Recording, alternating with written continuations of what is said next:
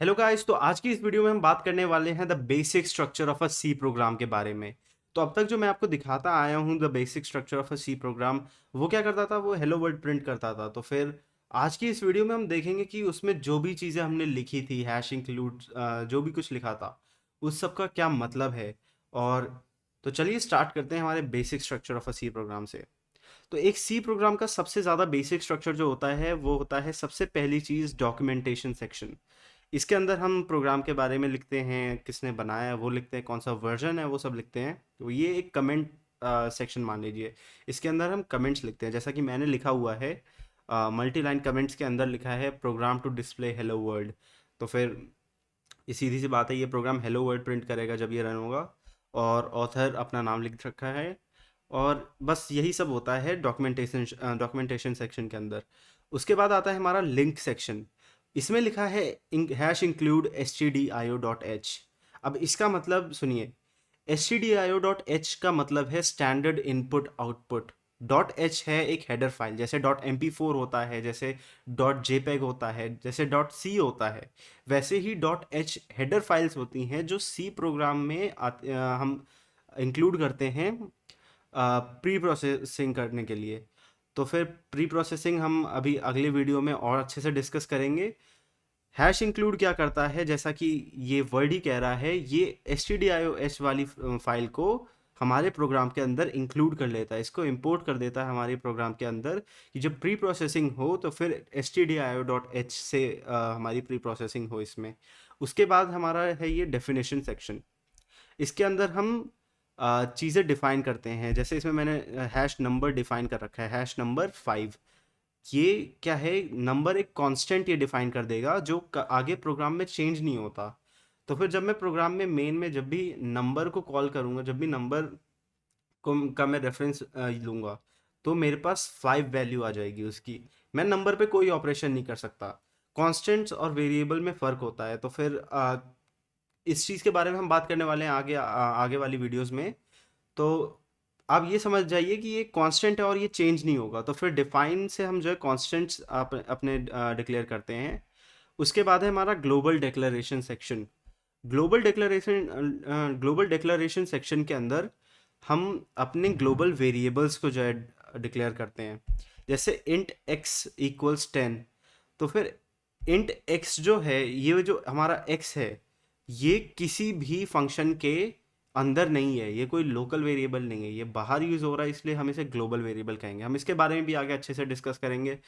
और उसके बाद है हमारा मेन फंक्शन। मेन फंक्शन में हमारा है इंट मेन। तो फिर आप मेन फंक्शंस के बारे में बेसिक नॉलेज अभी ले लीजिए। इंट जो है हमारा डेटा टाइप है। ये क्या बताता है कंपाइलर को कि ये जो फंक्शन है, आपने मैथ्स में फंक्शंस पढ़े होंगे, ये जो फंक्शन है ये क्या रिटर्न कर रहा है। जैसे सिग्नम फंक्शन होता है, सिग्नम फंक्शन या तो -1 रिटर्न करता है, या 0 रिटर्न करता है, या फिर 1 रिटर्न करता है। वैसे ही इंट फंक्शन कोई इंटीजर रिटर्न करता है। इंट की जगह अगर हम कोई और यूज़ करें, जैसे फ्लोट, फ्लोट डेसिमल पॉइंट्स होता है। तो जब मैं फ्लोट लगा दूं तो फिर मैं यहाँ पे कुछ तो रिटर्न करूँगा ही, क्योंकि जब मैं डेटा टाइप लगा रहा हूँ तो मतलब मैं कुछ रिटर्न कर रहा हूँ।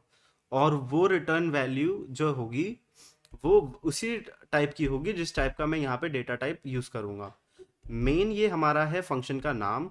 और इसके अंदर ये जो जो है दो पैरेंथेसिस हैं, इसके अंदर हम अपने पैरामीटर्स डालते हैं। तो बस इतनी चीज़ें आपको जाननी है इस मेन फंक्शन के ऊपर वाले लाइन के बारे में।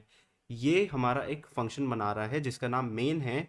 और ये कंपाइलर को बता रहा है कि मेन फंक्शन हमारा कुछ ना कुछ रिटर्न करेगा जो इंटीजर होगा।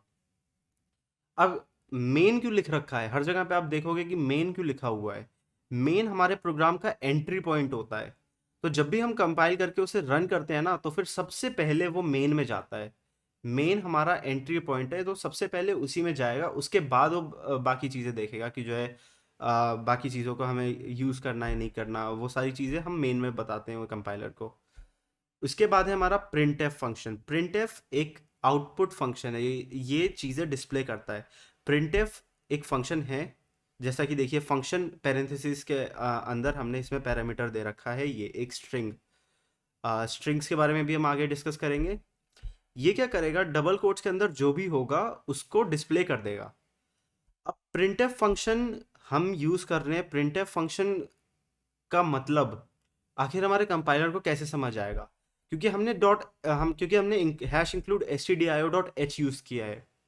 अब जब कंपाइल होती हैं चीज़ें तो फिर वो कंपाइलर क्या करता है, सबसे पहले प्री प्रोसेसर रन करता है। तो प्री प्रोसेसर हमारा stdio.h है। तो फिर ये क्या करेगा, ये हमारे printf फंक्शन का एक रेफरेंस दे देगा कंपाइलर को कि printf फंक्शन stdio.h के अंदर हमारा जो है पहले से बन रखा है, हम उसको कॉल कर रहे हैं, हम उसका रेफरेंस दे रहे हैं इस यहाँ पे मेन फंक्शन के अंदर।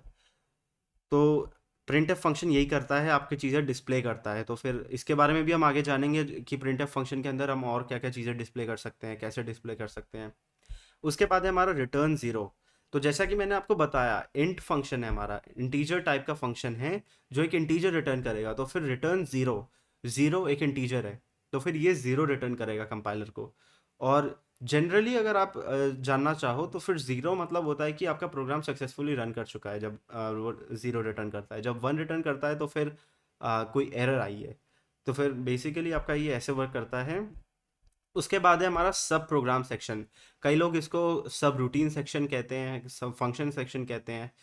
इसके अंदर बेसिकली क्या होता है, हम और भी बाकी जो फंक्शंस हैं, जैसे एडिशन के लिए हमने एक्स्ट्रा कोई फंक्शन बना दिया, या फिर हमने किसी भी चीज़ का कोई फंक्शन बना दिया, ये बस उस फंक्शन ये बस इस सेक्शन में हम उन फंक्शंस को लिखते हैं बस। तो फिर हमारा basic structure of a C program यही है। ये हमारा प्री प्रोसेसर डायरेक्टिव है। प्री प्रोसेसर डायरेक्टिव जैसा मैंने बताया कि वो आपके कोड को पहले कंपाइल होने से पहले एक बार उसको जो है चेक करेगा, उसके अंदर जो भी आपने stdio.h के जो है आपने जो भी फंक्शन यूज़ किए हैं उनका एक रेफरेंस दे देगा कंपाइलर को, और उसके बाद बोलेगा कंपाइलर को कि हाँ अब तुम आगे रन करके इसका आउटपुट दे सकते हो। तो फिर जैसा कि मैं आपको इसे रन करके अभी दिखाऊं, तो फिर ये हमारा हेलो वर्ल्ड ही प्रिंट करेगा, क्योंकि मैंने मेन फंक्शन के अंदर सिर्फ हेलो वर्ल्ड प्रिंट किया है। तो फिर देखिए gcc main dot C, gcc space main dot C file का नाम, और उसके बाद a.exe जब मैं रन करूँगा तो फिर हेलो वर्ल्ड लिखा आ जाएगा। इसके अंदर मैं कुछ भी लिख दूँ, हेलो अंकित लिख दूँ, और उसके बाद मैं इसको रन करूँ तब हेलो अंकित लिखा आ जाएगा। ये जो यहाँ पे हमने ये चीज़ यूज़ की है \n, ये एक एस्केप सीक्वेंस है। एस्केप सीक्वेंसेस के बारे में भी हम और बात करेंगे। एस्केप सीक्वेंसेस क्या करते हैं कि प्रिंटफ फंक्शन को इंडिकेट करते हैं कि ये जो हमारा स्ट्रिंग है इसमें कैसे कैसे हमें जाना है। तो फिर हेलो वर्ल्ड के बाद मैंने अंकित लिख रखा है, और उसके बाद ये जो हमारा एस्केप सीक्वेंस है \n, ये प्रिंटफ फंक्शन को बताता है कि अब एक न्यू लाइन में जाना है। तो फिर जब मैं इसके बाद कुछ भी लिख दूँ, हेलो वर्ल्ड लिख दूँ इसके बाद, और उसके बाद तब इसे रन करूँ, तो आप देख सकते हो यहाँ पे हेलो अंकित, उसके बाद हेलो वर्ल्ड आ रहा है अगली लाइन में। वहीं मैं अगर इसको हटा दूँ और फिर रन करूँ, देखो आप अब ये दूसरी लाइन में नहीं आ रहा। तो फिर एस्केप सीक्वेंसेस के बारे में हम और जानेंगे कि और भी टाइप के एस्केप सीक्वेंसेस होते हैं। टैब एस्केप सीक्वेंस होता है, ये न्यू लाइन हो गया, और भी होते हैं, हम उनके बारे में भी बात करेंगे आगे वाली वीडियोस में। तो आज की इस वीडियो में हमारा बेसिकली बस यही था, basic structure of a C program. हमने लिंक सेक्शन डिस्कस किया कि ये प्रोग्राम को लिंक कर प्रोग्राम के लिए जो हेडर फाइल्स होती हैं उनको प्रोग्राम के साथ लिंक कर देता है। उसके बाद हमने डिफ़ाइन यूज़ देखा, डिफ़ाइन का क्या काम होता है। डिफ़ाइन कांस्टेंट डिफ़ाइन करता है हमारे प्रोग्राम्स में। और यहाँ पे हमने देखा कि ग्लोबल डिक्लेरेशन सेक्शन में क्या होता है, यहाँ पे हम ग्लोबल वेरिएबल्स डिक्लेयर करते हैं। ग्लोबल वेरिएबल्स हम आगे चल के यूज़ करेंगे जब हम फंक्शंस बनाएंगे, जब हम और फंक्शंस बनाएंगे। जैसे अभी हम जनरली सिर्फ अभी मेन यूज़ करने वाले हैं आगे कुछ वीडियोज़ में। तो फिर जब हम उसके आगे एक्स्ट्रा जब फंक्शंस के बारे में पढ़ेंगे, तो उस वक्त मैं आपको बताऊंगा कि ग्लोबल डिक्लेरेशन में आपकी चीज़ें डालना क्यों ज़रूरी है। क्योंकि कई बार चीज़ें हैं जो आपके बाकी फंक्शंस भी यूज़ करेंगे। मान लीजिए एक्स है, एक्स को और भी कोई फंक्शन यूज़ कर रहा है मेन के अलावा, और आप चाहते हो कि उसकी वैल्यू दूसरे फंक्शन में भी सेम ही रहे, तो फिर आप ये यूज़ करते हो ग्लोबल डिक्लेरेशन फंक्शन। और भी चीज़ें होती हैं, हम वो सब डिस्कस करेंगे कि फंक्शंस वेरिएबल डिक्लेरेशन भी कई टाइप के होते हैं। और उसके बाद सब प्रोग्राम सेक्शन में ये देख सकते हैं, ये सिंपल सब एक फंक्शन है जो ऐड, ये भी इंटीजर फंक्शन है जिसका नाम ऐड है, और ये दो पैरामीटर ले रहा है, इंट ए और इंट बी। इंट ए और बी वेरिएबल्स हैं, इनके बारे में हम आगे बात करने वाले हैं, मैं बार बार बोल रहा हूँ आगे बात करने वाले हैं। हाँ, हम आगे पढ़ेंगे इसके बारे में। और रिटर्न क्या, यहाँ पे हम क्या रिटर्न कर रहे हैं, ए प्लस बी। तो फिर ये काफ़ी सिंपल फंक्शन है जो ऐड करके रिटर्न कर देगा उनको। और बस यही सारी चीज़ें हैं। अभी हम अगले वीडियोस में प्री प्रोसेसर्स के बारे में, हैश इंक्लूड हैश डिफाइन के बारे में और डीप में पढ़ेंगे, और कैसे ये प्रोग्राम्स एक्चुअली में रन करते हैं ये भी हम पढ़ेंगे। क्या है कि मैंने जो आपको बताया वो ये है कि बेसिक स्ट्रक्चर कैसा दिखता है। मैंने अभी आपको ये नहीं बताया कि जो है आखिर जब आप जीसीसी मेन डॉट सी करते हो तो फिर वो पूरा प्रोसेस क्या है। तो वो प्रोसेस मैं आपको जो है प्री प्रोसेसर वाली वीडियो में बताऊंगा। और उसके बाद हम हैश इंक्लूड हैश डिफाइन के बारे में जानेंगे। फिर उसके बाद प्रिंटफ के और भी जो चीज़ें जानेंगे कि प्रिंटफ के अंदर हम ऑपरेशंस कैसे कर सकते हैं। फिर हम ऑपरेटर्स के बारे में पढ़ेंगे कि जो है एडिंग और एडिंग कैसे करेंगे, और सब्ट्रैक्शन, मैथमेटिकल ऑपरेशंस और ये सब कैसे करेंगे।